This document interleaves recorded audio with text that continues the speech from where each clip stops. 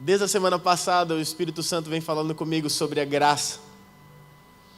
E essa semana eu fui pregar numa igreja e alguns discípulos estiveram comigo. E nós saímos para lanchar depois, para jantar, e nós começamos a conversar sobre graça, sobre aquilo que a graça produz em nós, sobre salvação. E isso reforçou ainda mais aquilo que o Espírito Santo vinha falando ao meu coração. Eu sempre gosto de lembrar vocês sobre o que tem acontecido no mundo em relação a esse tema tão gostoso, mas às vezes tão mal interpretado. A graça é uma maravilha que a cruz produziu. A graça nos faz ser aceitos por Deus. E eu entendo que existe uma mentalidade, um mindset no meio latino principalmente. Eu falo latino porque a maioria de nós latinos somos influenciados pela cultura cristã. Isso nos faz ter uma visão diferente que muitos outros países têm, muitas outras regiões do planeta têm. Eu não quero falar sobre a cultura ou a religiosidade cristã ou o que ela produz. Mas eu quero falar hoje sobre a graça e o que ela produz. Eu quero que você entenda o que é a justificação. São coisas que nós falamos, mas muitas vezes nós não temos o entendimento da profundidade que isso tem. A justificação, entenda isso. Se você anota, anote isso, grave isso, ligue o áudio do seu celular, mas entenda isso. A justificação é um ato legal de Deus, no qual Ele perdoa os nossos pecados e nos declara justos pela justiça de Cristo diante dEle. Todos nós sabemos sobre o pecado. E a Bíblia fala que todos pecaram e destituídos estavam de Deus, e da presença e da glória de Deus. A graça, ela produz a justificação. A justificação é um ato legal de Deus. Nós não somos mais inimigos de Deus, como a Bíblia fala, através da justificação. Eu gosto muito quando os cultos pegam fogo. É maravilhoso. Mas eu tenho pensado ultimamente, qual tem sido o combustível desse fogo? As nossas emoções ou o entendimento puro da palavra de Deus? Eu quero que você entenda quem você é, o que está sobre a sua vida, o tamanho do amor de Deus por você. Eu conversava com esse discípulo com a mesa, nós estávamos em 9 e alguém entrou nesse assunto de justificação.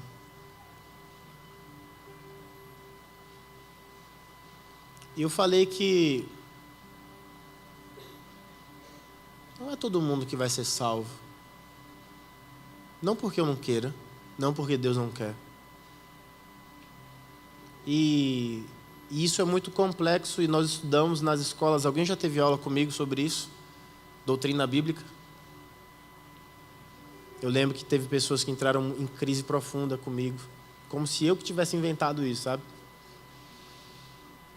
Eu quero que vocês sejam cristãos sólidos, que nada tire vocês do rumo do Senhor, que nada derrube a fé de vocês. Ter uma fé inabalável não é ter momentos difíceis, é jamais desistir da cruz de Cristo. O mindset religioso que nós temos no planeta cristão é que nós queremos a salvação apenas para nos livrarmos do inferno. E eu acho isso tão pequeno diante da obra da cruz. Eu fico pensando, poxa,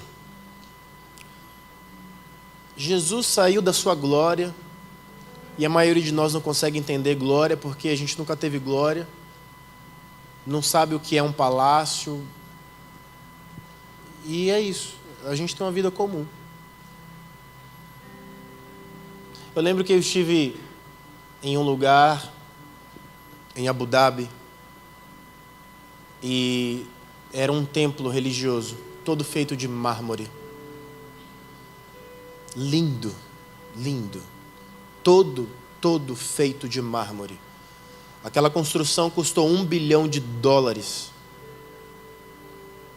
Acho que foi o lugar mais caro que eu já pisei na minha vida. E eles estavam adorando um Deus morto, que não ouve, que não fala, que não derrama sobre eles graça. Eu acho lindo os templos que são bonitos, sabe? Com ouro, com prata, com esculturas caríssimas. E eu lembro do meu Jesus, que saiu da glória dele no céu, que nós não conseguimos nem imaginar. Se tornou homem, deu a vida por nós e fez de nós os seus templos. E eu fico pensando, o que eu quero mais na minha vida? Se Jesus habita na minha vida, se o Espírito Santo habita em mim, tudo o que eu faço após isso é cumprir o desejo dele.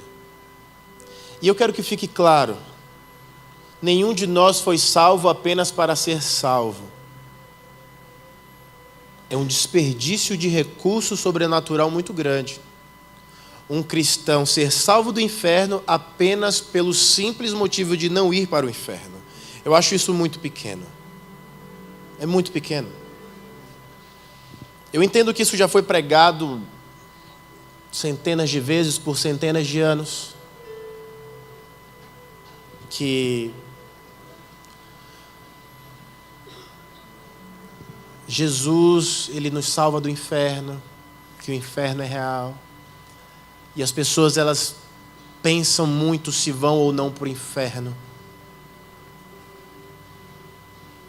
Eu fico pensando, poxa, eu não tenho mais tempo para pensar no inferno, porque eu não vou para lá de jeito nenhum. Nós não vamos para o inferno. Não vamos. Para que a gente vai pensar no inferno? Se nós temos a salvação de Jesus Cristo, se o sangue de Cristo está sobre nós, por que eu tenho que ficar pensando no inferno ou nos pecados que eu talvez não devo cometer? Se eu posso encher a minha mente de coisas muito mais puras. Como, por exemplo, glorificar o nome de Deus em tudo aquilo que faço e sou. Nós não fomos salvos unicamente para irmos para o céu. Existe um propósito em cada vida salva. E talvez a nossa geração vai desenvolver isso de uma forma muito mais clara e objetiva do que as gerações passadas. O grande alvo das gerações passadas era vir ao templo, cultuar, ser fiel nos dízimos e nas ofertas, aquilo que é básico, sabe? Sabe quando você vai numa faculdade e alguém te elogia porque você chegou no horário da aula? Faz sentido isso? A aula começa às 7h30 da manhã. Você chega às 7h20 e alguém olha, parabéns que você chegou no horário. Como assim parabéns? É minha obrigação. Olha, parabéns por você ter passado em todas as matérias. Como assim parabéns? Eu estou aqui para passar nas matérias. Parabéns por você ter se formado. Não entendi. É minha obrigação me formar. Eu que escolhi isso para a minha vida. A gente tem que sair do mediano. A nossa mentalidade brasileira é sempre atingir a média. E infelizmente nós tivemos um governo que influenciou muito isso na educação. Baixou o nível da média e até aqueles que não atingiam a média eram passados para os índices se manterem para ser demonstrado para fora, para outros países, que nós tínhamos altos índices de aprovação, mesmo sem a capacitação para ter sido aprovado. Eu não acho que Jesus ele é como um bote salva-vidas, sabe? Jesus é como um rei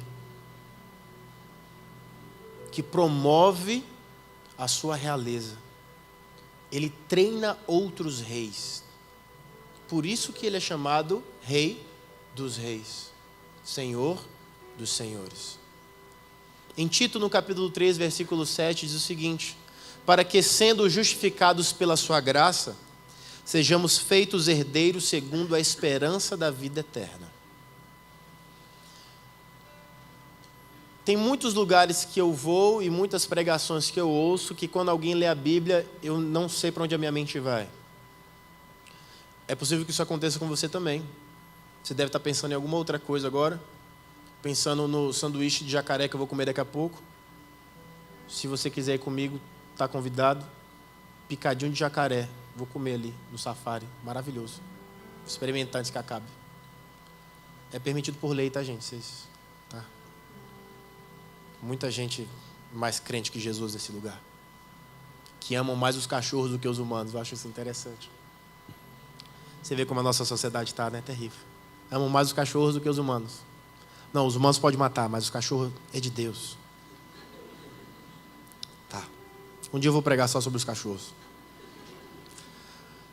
Para que, sendo justificados pela sua graça, sejamos feitos herdeiros segundo a esperança da vida eterna. Justificados pela graça.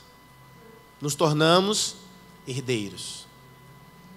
A maioria de nós, assim, eu pelo menos não conheço ninguém aqui, meu discípulo, que tenha recebido uma herança e através dessa herança está desenvolvendo a sua vida. A maioria de nós tem o que tem porque tem conquistado durante os anos, tem trabalhado, tem buscado, tem estudado, se esforçado. Se alguém recebeu uma herança e está vivendo ela, me procura depois para você me explicar como é que é a sua vida. Mas eu não conheço ninguém que recebe uma grande herança e não usufrui dessa herança. Você acha que expulsar demônios é uma herança? Curar enfermos é uma herança? Viver uma vida sobrenatural é uma herança? Ou você acha que só vir ao culto é a herança que Deus tem para você? Ah, pastor, mas eu já vou ao culto, eu pago. Veja bem, nós não vivemos com uma mentalidade de Roma, que você vai para a missa, recebe aquilo e vai embora. Não. Você vem porque você já recebeu. E você vem porque você sabe que você pode dar mais. Isso aqui é um treinamento. Nós estamos aqui num treinamento. Porque a vida real é lá fora. As pessoas precisam de nós lá fora. O mundo clama lá fora por você, pela sua vida, por aquilo que Deus já te entregou. Nós vivemos uma atmosfera humana tão conflituosa em relação a um assunto que é até difícil de falar, mas eu gosto de falar de coisas difíceis, como a morte. E eu quero falar um pouco sobre morte e propósito. Em Apocalipse, no capítulo 2, versículo 10, diz o seguinte: nada temas das coisas que hás de padecer. Perceba, não tenham medo daquilo que vai acontecer com vocês. Não tenham medo. Não tenham medo. Eis que o diabo lançará alguns de vós na prisão, para que sejais tentados, e tereis uma tribulação de 10 dias. Esse pedaço do versículo, essa perícope, fala de tentação. Saiba, Deus não tenta ninguém, só o diabo. E fala de 10 dias. É um tempo de tribulação, de tentação, daquilo que você vai lutar para vencer. E ele continua. E essa é a chave do versículo. Sê fiel até a morte, e dar-te-ei a coroa da vida. Ninguém recebe a coroa da vida nesta vida, mas após a morte. Ser fiel até a morte. Até a morte. Eu não tenho medo da morte. Principalmente porque eu sei que a morte não é o meu fim. Nós sempre pensamos que a morte está ligada ao fim do indivíduo e não ao início de um propósito. Existe um propósito para nós. Vivermos nessa vida desfrutando de uma herança e vivermos a próxima vida desfrutando da presença de Deus. Isso tudo é um produto da graça. A graça faz isso por nós. Uma faceta interessante da graça é que é justamente a celebração da morte do velho homem que a graça faz. Quantos estão felizes com a morte do seu velho homem? Todos nós. Ninguém quer mais ser a pessoa que foi outrora. Ninguém quer mais ser aquela pessoa que já foi um dia, que envergonhou o nome de Cristo e que viveu coisas absurdas. Todos nós amamos o novo homem que somos, a nova criatura que nos tornamos através de Cristo. Então nós celebramos a morte do velho homem. Sempre que pensamos em morte, nós pensamos em uma coisa catastrófica, mas nunca algo elaborado por um propósito. Todos nós falamos constantemente que Cristo morreu por nós, que Cristo morreu por nós, que Cristo morreu por nós. Talvez nenhum de nós suportaria estar debaixo da cruz exatamente no momento da morte de Cristo. Tem gente que não aguenta ver uma galinha sendo morta. Tem gente que não aguenta ver um porco sendo morto. Alguém já viu um porco sendo morto? Alguém já matou um porco? O bicho grita, né? Misericórdia. O pessoal que gosta de bacon, mas não gosta de ouvir que o porco morreu. O porco morreu. A hipocrisia está reinando tanto no Brasil ultimamente, né? O porco morre para virar bacon. Glória a Deus por isso. Porque senão você ia comer o porco vivo, é terrível. Isso sim é macabro. Eu fico imaginando o ranger da madeira segurando um peso de um homem, o cheiro de sangue que estava no ar, os gemidos de dor. A cruz não é uma poesia. A graça chegou até nós através do sofrimento de Cristo. Pastor, por que o senhor está pregando isso? Era tão legal quando a gente ficava gritando. É legal. Mas eu sou seu pastor, estou aqui para te ensinar sobre o cristianismo verdadeiro. Porque a Bíblia fala que eu vou dar conta a Deus sobre a vida de vocês. E se no último dia Deus me perguntar: Aldo, o que é que você ensinou para aqueles jovens? Eu vou dizer: eu ensinei que Jesus Cristo é o Senhor de toda a terra, morreu por nós, pecadores. Haviam duas pessoas sendo crucificadas junto com Jesus naquela tarde. E um deles virou para Jesus e disse: se tu és o Filho de Deus, ele já tinha ouvido falar sobre Jesus. Desce dessa cruz e nos salva também. O outro também já tinha ouvido falar de Jesus. Repreende o outro e fala: Senhor, lembra-te de mim quando entrares no teu reino. Aquele homem reconheceu que Jesus Cristo era o Rei dos Reis, Senhor dos Senhores, e que ele estar naquela cruz era um cumprimento de um propósito que o próprio Cristo havia anunciado.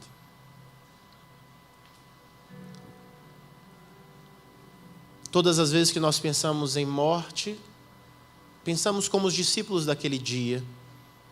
Fugimos, choramos, nos escondemos, porque nós não sabemos lidar com a morte, porque a nossa programação inicial não foi para morrer. Quando Deus nos criou para sermos perenes sobre a terra. Deus nos criou para ficarmos no jardim, sem morte, sem dor, sem mácula. E eu acredito que isso permanece em nós até hoje. É tão difícil como é difícil se despedir de alguém num leito de morte.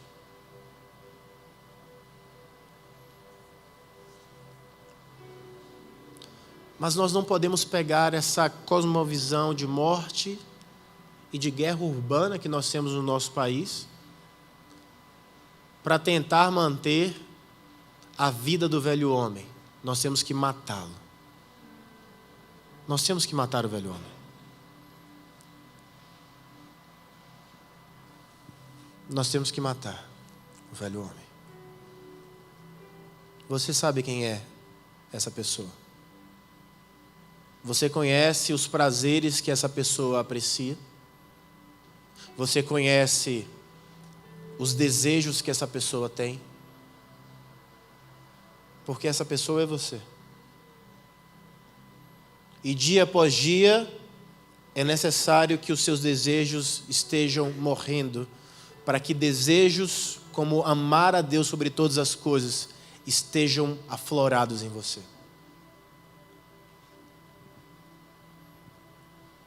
Eu não quero que nós sejamos cristãos aqui dentro em fogo, como tochas humanas correndo, orando um pelos outros, fluindo sobrenaturalmente aqui, como leões, e lá fora como ovelhas, frouxas, medrosas.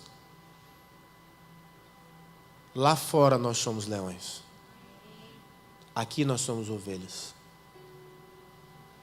Porque o mesmo Cristo que foi à cruz como ovelha vai ao matadouro, é o mesmo Cristo que é o leão da tribo de Judá.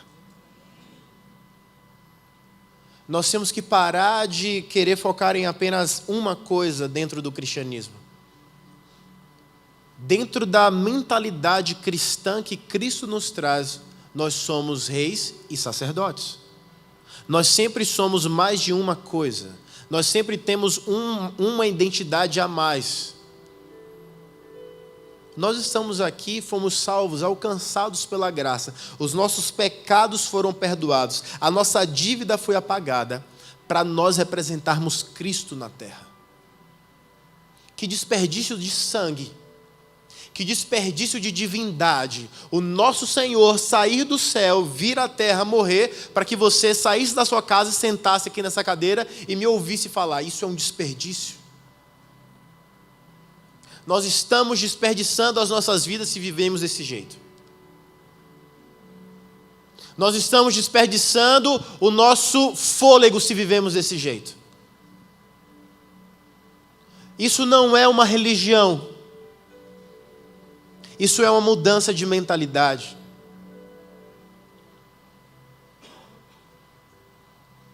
A morte do corpo, ela é natural. Eu costumo pensar que nós estamos em constante putrefação. Estamos apodrecendo. Experimenta ficar uma semana sem passar perfume, sem usar desodorante e sem tomar banho. Você fica com cheiro de rosas, né? Nós estamos em putrefação, nós estamos apodrecendo. Nós estamos morrendo. O nosso corpo físico está morrendo. Mas a cada dia que passa em que o meu corpo físico está morrendo, eu sinto que o meu espírito está renovando a cada dia. Porque a morte para o pecado é um produto da graça. Eu admiro homens e mulheres de Deus que chegam ao fim de suas vidas e não se consegue mais encontrar pecado nessas pessoas. O meu avô materno, ele faleceu, tem 2 anos, e eu consegui perceber que ao fim da vida do meu avô, ele já não tinha mais pecado.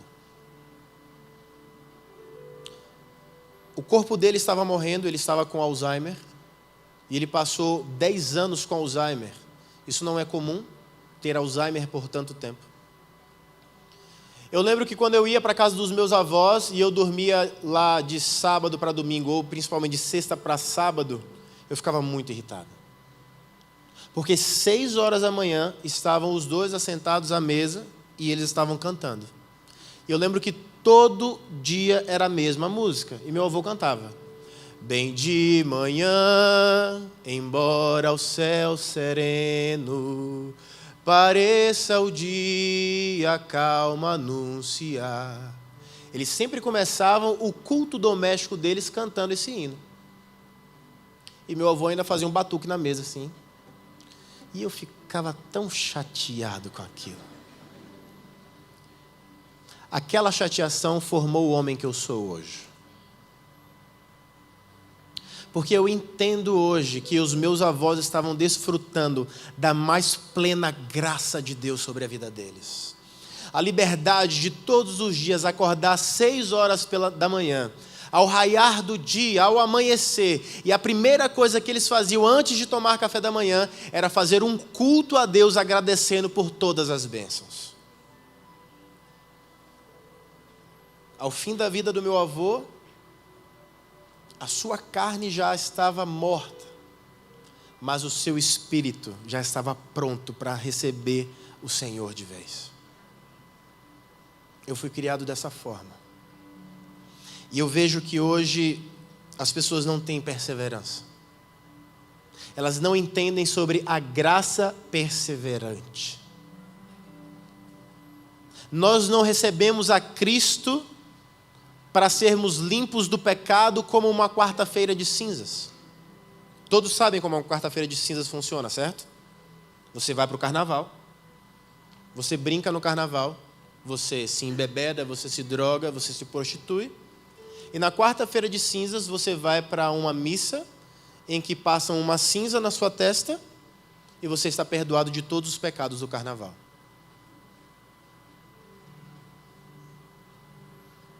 Só que a Bíblia fala que para que os nossos pecados sejam perdoados, nós devemos confessar e deixar. Aquele que confessa e deixa, alcança misericórdia. Se todos os anos você faz isso, nós todos somos muito inteligentes para entender que não houve arrependimento. E não falo só do carnaval, mas de tudo. Nós que temos a propensão de pecar porque não somos perfeitos, não devemos ter pecados prediletos e manter pecados encarcerados dentro de nós. Pecar, pecar, pecar sempre. Olha o que é que Romanos fala, capítulo 11, versículo 6. Mas se é por graça, entenda isso, por favor. Eu acho que eu nunca quis tanto que você prestasse atenção num culto como hoje. São fundamentos para a sua jornada cristã. E se você estiver achando chato, desculpa. Mas é a palavra que guia as nossas vidas aqui dentro. Mas se é por graça, já não é pelas obras. Entenda isso. Não há nada que um homem possa fazer para receber a salvação de Jesus Cristo. Nada. Nenhuma obra que nós façamos nos garante que nós estaremos no céu, a não ser a obra da cruz. Mas se é por graça, já não é pelas obras. De outra maneira, a graça já não é graça. Se, porém, é pelas obras, já não é mais graça. De outra maneira, a obra já não é obra. É uma matemática simples. Nós vivemos em um tempo em que nós não recebemos absolutamente nada pelas obras que fazemos. E tudo o que recebemos é de graça.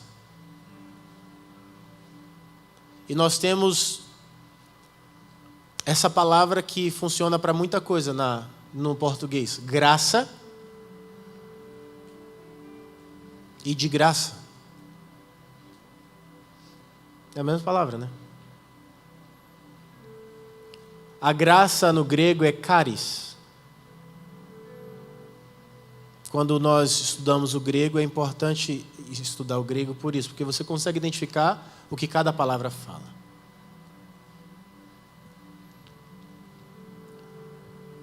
Nós recebemos de graça. Sabe, O que eu fiz para receber a salvação que eu tenho em Jesus Cristo? Nasci. Só isso. Eu não fiz nada. Eu não poderia ter feito nada. Não tem nada que eu consiga fazer para agradar a Deus a ponto dele querer me salvar. Nada. Se você está aqui dentro hoje, eu quero que você entenda algo. Eu não acho que você veio aqui por acaso. Eu não acredito em acasos. Não acredito em sorte. Eu acredito na plena vontade e soberania de Deus. Eu quero ler para você 3 textos que falam sobre perseverar. Mateus 24:13. Mas aquele que perseverar até o fim, esse será salvo. É uma matemática simples, certo? E eu odeio matemática, mas é muito fácil de entender. Mas aquele que perseverar até o fim, esse será salvo. E sereis odiados por todos, por amor do meu nome, Jesus fala.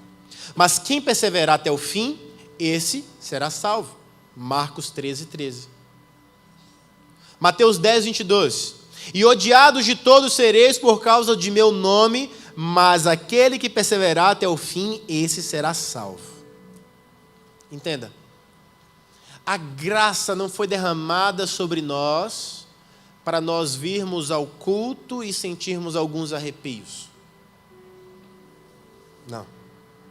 A graça não foi derramada sobre nós para nós nos sentirmos um pouco perdoados pelos erros que cometemos. Não é isso. A graça não é um band-aid, um mertiolate. A graça é uma transfusão. Tira todo o seu sangue poluído e coloca em você o sangue de Cristo, limpo e puro. A graça é uma transição que tira a sua mente de pecador e coloca em você a mente de Cristo. Eu não quero que você confunda a graça com nada mais dentro disso que está sendo estabelecido hoje. Porque está sendo pregado no mundo algo que é considerado como supergraça. É uma distorção da realidade sobre a graça. Em que não importa o que você faça a partir do momento que você aceita Jesus Cristo como seu Salvador, está perdoado. Eu sei que todos nós entendemos sobre limites. Limites. Se você chega atrasado muitas vezes no seu trabalho e você é demitido, você foi demitido por justa causa ou foi uma coisa injusta que fizeram com você? Justa causa. Se você está na empresa e você rouba a sua empresa, foi justa causa ou não? Se você não entrega todos os seus trabalhos de conclusão de curso e você não recebe o seu diploma, é certo ou é errado? Nós entendemos sobre limites. E por que nós achamos que nós não devemos ter limites em viver o cristianismo? A supergraça que tem sido pregada diz: o pecado que você cometeu, Deus vai perdoar. E é verdade. Deus apaga os nossos pecados. Mas quem não persevera na santidade, e eu quero que você entenda algo. Eu quero dar uma pausa aqui, preste atenção. A santidade não é algo que Deus produz em você. A santidade não é algo criado por Deus em você. É algo que você e Deus produzem juntos. O primeiro passo para você ter santidade, Deus já deu, que foi te salvar. O próximo passo é você se afastar de tudo aquilo que te faz voltar para a lama de onde você foi retirado. Isso é santidade. A santidade não é um favor que Deus faz a você. É um favor que você faz a você mesmo. Isso é perseverar. Isso é continuar no caminho no qual você tem sido estabelecido para caminhar através de Jesus Cristo. Deus, Ele nos tira do pecado e Ele nos faz representantes dEle. Esse versículo que eu vou ler, eu recitava constantemente quando eu era criança. Eu participava dos embaixadores do rei na Igreja Batista. Alguém já foi embaixador do rei aqui? 1, 2, 3. Aí no fundo não dá para ver. Tudo escuro. Você foi embaixador do rei, Du? Eu pensei que você nem tinha sido convertido ano passado, assim. Só para os acampamentos. Esse é o versículo principal dos embaixadores. E para você ser embaixador do rei, era como se fosse um grupo de escoteiros, você tinha que ter isso decorado. E a gente falava, de sorte que somos embaixadores da parte de Cristo, como se Deus por nós rogasse. Rogamo-vos, pois, da parte de Cristo, que vos reconcilieis com Deus. Às vezes eu penso que o nosso entendimento sobre política no Brasil é muito baixo, mas isso tem crescido muito ultimamente. E eu entendo que você saiba o que é um embaixador. O embaixador é alguém que representa a nação da qual ele foi enviado. Nós temos embaixadores de várias nações aqui no nosso país, e a embaixada de cada país é um território do país de onde foi enviado aqui na nossa nação. Então, o nosso exército não pode invadir uma embaixada. Se nós invadirmos uma embaixada, nós estamos declarando guerra contra aquela nação. Nós somos embaixadores de Cristo. E nada pode invadir a nossa vida. Nós representamos o nosso Senhor. Isso para você não pode dizer nada, significar nada. Mas para mim é um peso muito grande de que eu represento Jesus Cristo. É muito bom ter poder, não é? Você já recebeu algum tipo de missão em que a pessoa disse assim, ó, vai lá e fala que eu que mandei você ir e que é para receberem você. Você já viveu isso na sua vida? É massa, né? Você se sente o cara, né? Tipo assim, gente, como o nome dessa pessoa abre porta, hein? Meu Deus do céu. Jesus te salva, te manda para o mundo, coloca o nome dele estampado na tua cara e você ainda é frouxo. Nós não estamos aqui brincando de ser igreja. Nós não estamos aqui brincando de sermos religiosos. Nós estamos vivendo uma missão. Nós somos embaixadores de Cristo, nós representamos a Cristo.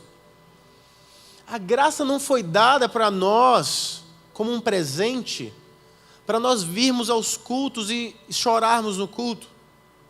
A graça nos foi dada para nós não chorarmos no inferno. Você consegue entender a magnitude disso? De onde Deus te tirou? O que Deus está fazendo na tua vida? Ei, cristianismo não é micro-ondas. É um processo. É um baita de um processo. Eu tenho um professor, porque ele não morreu ainda. Bem velho. Quando o mundo nasceu, ele já era velho. E eu lembro que todos os nossos professores falavam assim, ó, se o professor tal falou isso, mesmo sabendo que ele estava errado, ninguém discutia. Você conhece um gráfico de bolsa de valores? Você já viu um gráfico de bolsa de valores? Vai subindo assim? E ele falou para mim uma vez assim, filho, a nossa vida é como um gráfico de bolsa de valores. A vida do cristão. Ele está aqui e ele sobe. E aí tem um dia que a bolsa cai um pouco. Depois ele permanece. E ele sobe de novo. E ele desce um pouco. E ele sobe.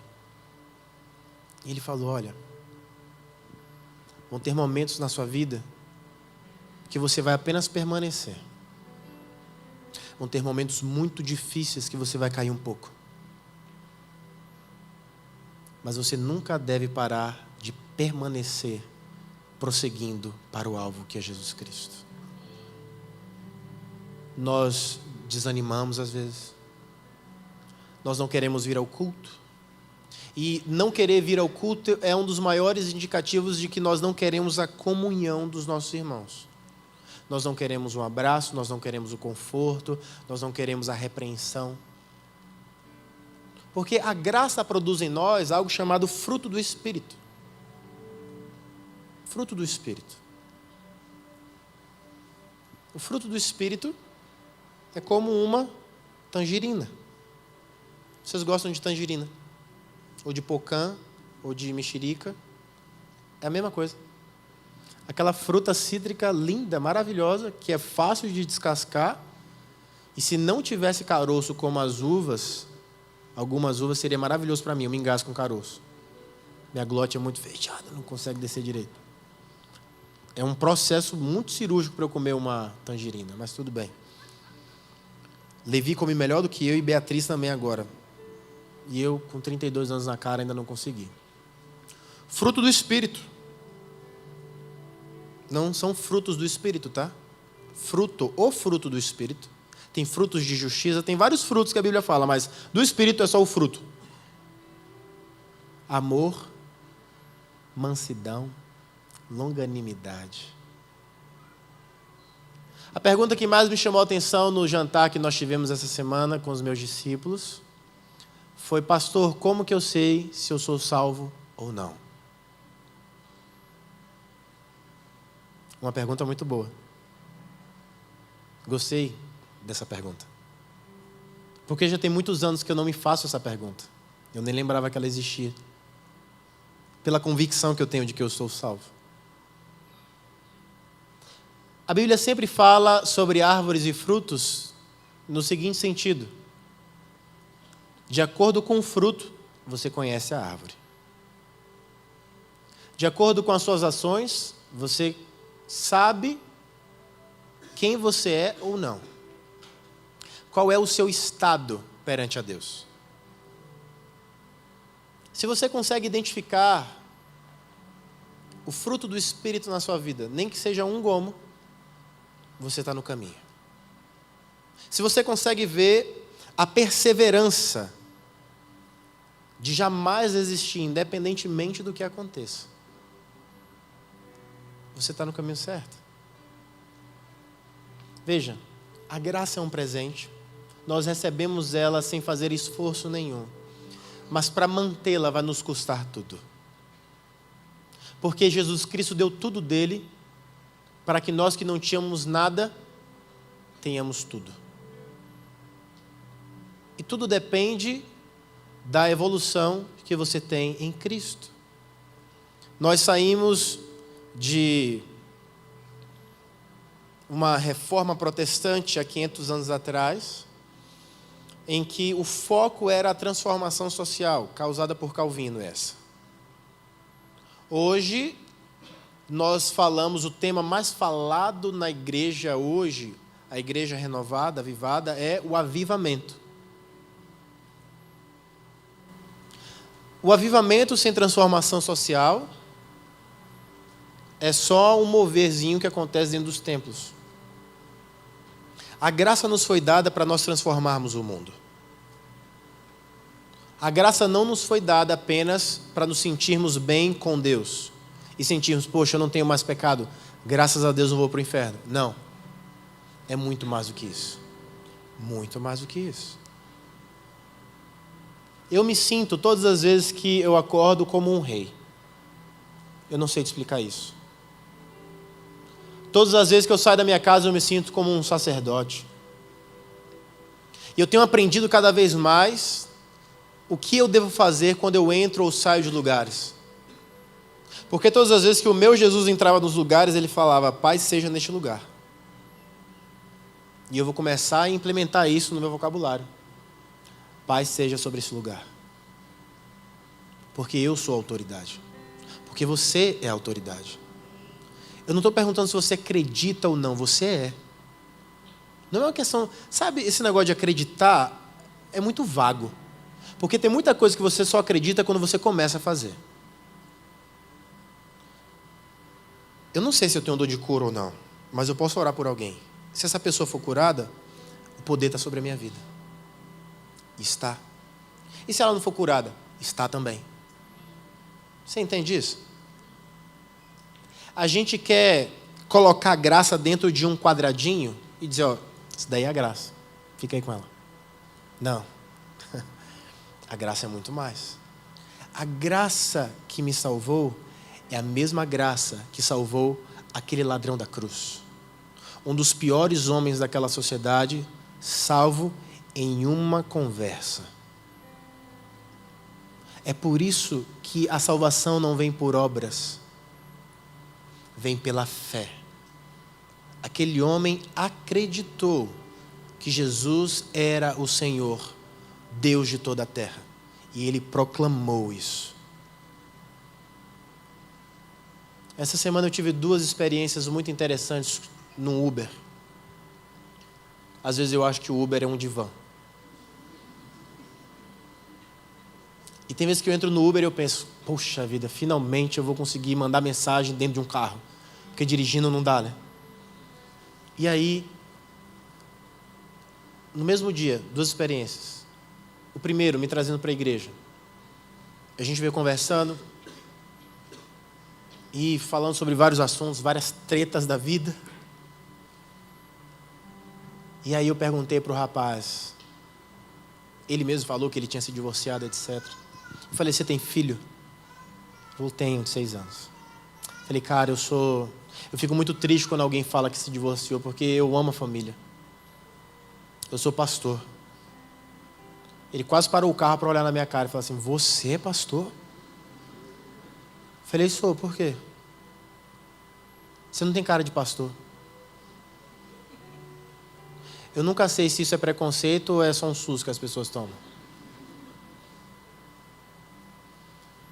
Eu falei, eu sou pastor, você vai parar na frente da minha igreja, você vai me deixar lá.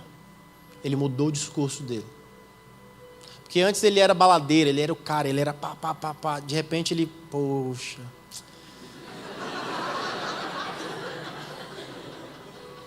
Tem 1 mês que eu estou indo na igreja, pastor. É mesmo, meu filho, é.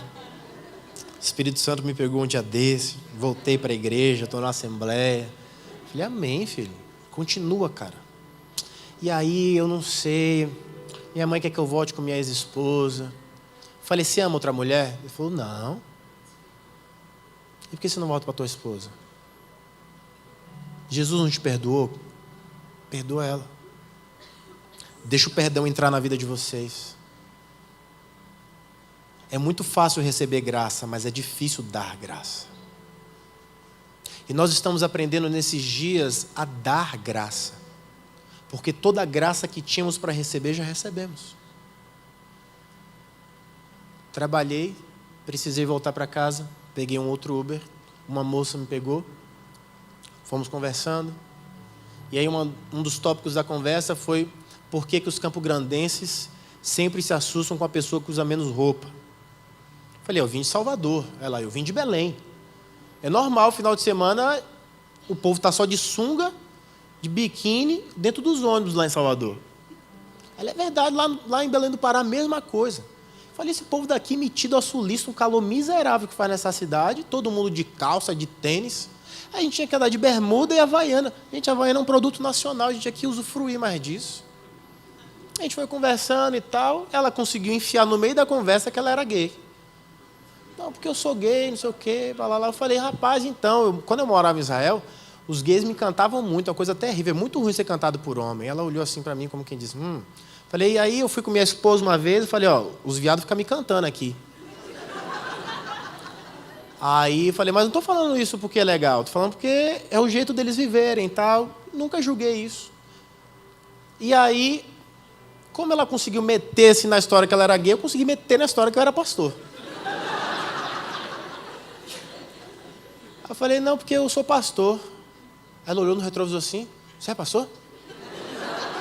Eu falei, sou, por quê? Bonitão desse jeito?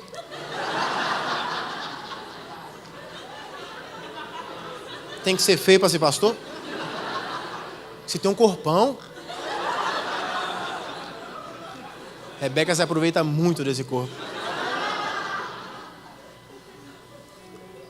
Aí eu falei, mas... Ela falou assim para mim, mas você não parece pastor. Eu falei, já aconteceu isso hoje comigo. Você não tem coração de pastor. Aí eu me ofendi. Eu falei, por que eu não tenho coração de pastor? Porque você não me julgou. Você é o primeiro pastor que eu conheço que sabe que eu sou gay e não me julga. Eu falei, mas Jesus também não me julgou. Eu não estou aqui para te julgar. Quem sou eu para julgar alguém? Eu, como pastor, estou aqui para que as pessoas se aproximem de Deus e não para que eu afaste as pessoas dele. Eu não sou um homem religioso, eu sou um homem de Deus. Eu não sigo uma religião, eu sigo ensinamentos de Jesus Cristo. E aí, eu não sei como o Bolsonaro entrou na história. De repente, o Bolsonaro estava naquela conversa. E ela falou, por que Bolsonaro falou que não teve escravidão no Brasil? E eu entrei com outro assunto falando de escravidão. Fui ensinar para ela sobre a escravidão grega. Eu comecei a conversar e fui explicando para ela sobre a escravidão grega e tal. Como era completamente diferente da que nós tivemos aqui nas Américas. E nós chegamos na frente do meu apartamento.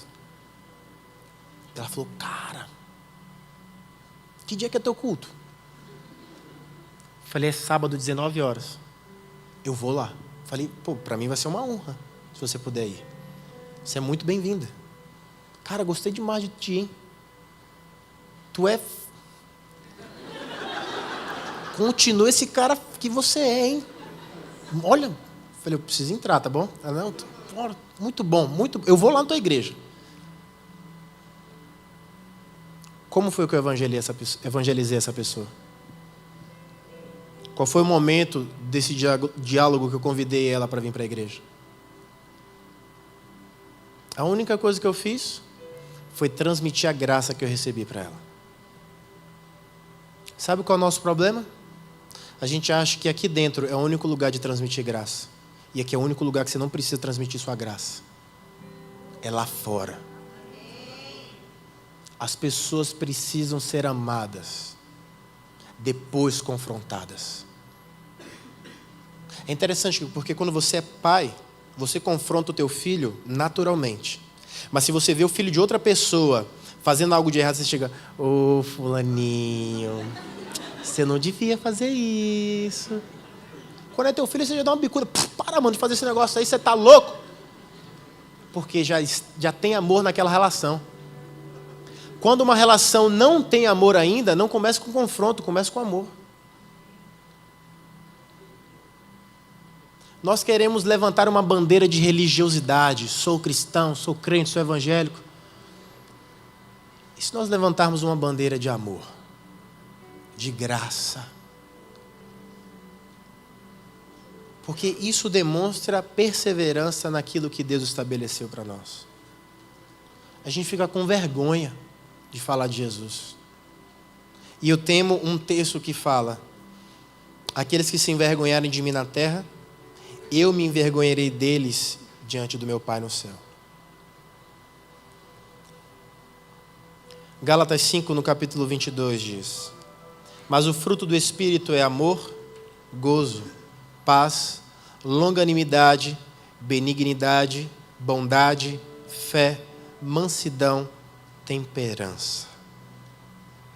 A graça nos liberta do pecado, a graça nos faz herdeiros, a graça nos faz embaixadores e a graça dá propósito para as nossas vidas.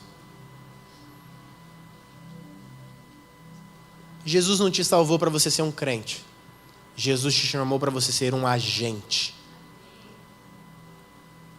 É muito fácil ser crente, gente. Quem não gosta de açúcar, de glúten, já está meio caminho salvo. Porque não come demais, não bebe, não usa droga, não faz nada de errado.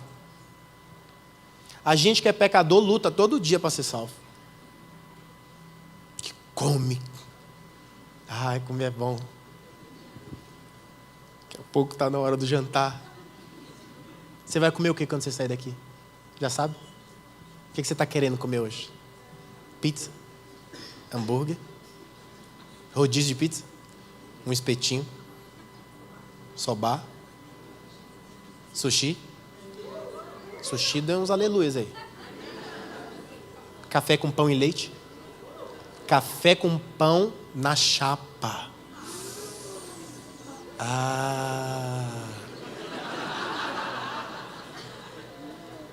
O brasileiro que não gosta de café com leite e pão na chapa precisa de oração imediata. Pãozinho francês maravilhoso, gente. Começar o dia assim, com um cuscuz, uma tapioca, uma banana da terra frita. Sabe o que é isso? Isso é graça comum. Já pensou se só quem fosse salvo por Jesus Cristo tivesse acesso a essas coisas maravilhosas? Todos temos acesso. A chuva cai para justos e injustos, e o sol brilha sobre todos. É Deus dizendo: eu quero salvar a tua vida. Olha a manifestação do meu poder no seu dia a dia. Deus ama pessoas. Eu não acredito em dupla predestinação, que Deus salva pessoas e leva pessoas para o inferno. Eu não acredito nisso. Isso não existe. As pessoas já estão indo para o inferno.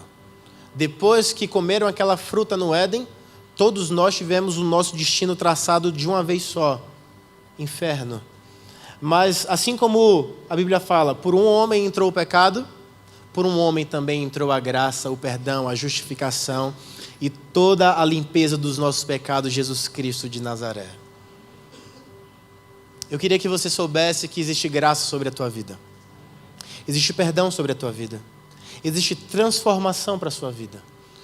Eu não estou aqui para julgar pecados, mas para mostrar que existe alguém que, além de perdoar, é poderoso o suficiente para transformar. E eu queria que você meditasse sobre tudo isso que foi falado. Não aceite uma graça irresponsável sobre a sua vida. Não aceite uma graça que não prega sobre perseverança. Não aceite uma graça que não quer que você mude de vida. Não aceite uma graça que te aceita como você está para sempre. A graça que nós recebemos é a graça que nos transforma. Feche os teus olhos, vamos orar. Deus, eu te agradeço, porque a tua graça está sobre nós. Faz de nós agentes, embaixadores do teu reino. Nós não estamos brincando de igreja. Nós não estamos brincando de sermos teus filhos. Nós queremos mudar a nossa cidade. Nós queremos mudar o nosso estado, o nosso país, o nosso mundo, Senhor, o nosso planeta, todas as nações da terra. Deus, alcança com a tua graça agora aqueles que carecem da tua graça. Que haja uma transformação a partir deste sábado neste coração. E no próximo sábado, que haja uma colheita de tudo aquilo que teu Espírito plantou neste coração. É no nome de Jesus, aquele que entregou a vida por nós, que eu oro. Amém, amém, amém. Graças a Deus.